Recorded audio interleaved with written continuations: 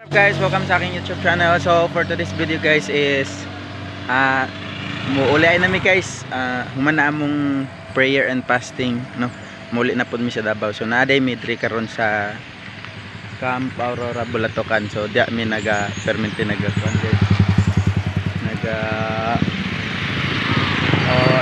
kuan sa among event pag naami anniversary, naami youth camp, naami itawagan na kanang National Prayer and Fasting diya mi guys sa function hall sa Camp Aurora Bulatocan no.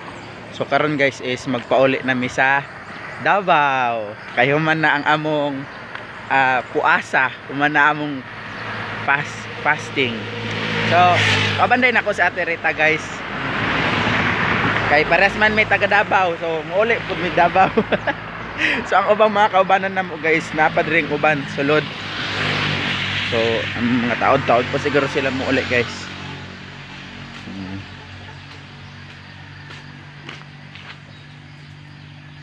Mga kauban na guys. Oh. Asa naman to akong kamot eh. Ang mga kauban na guys. Pero kami guys, muli na ni. Atang-atang na lang gud migbasa ni guys para makauli na Mrs. Kuan Davao.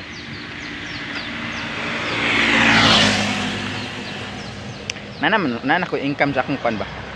Nana ko income sa akong vlog. Pero kuan pa, dollars ba? Kailangan pa sa i-convert sa peso. Pero kanang gamay pa dili pa siya as in lako gyud. Mala nga biskag simpleng mga kuan lang, mag-vlog lang do. 'Di ba guys?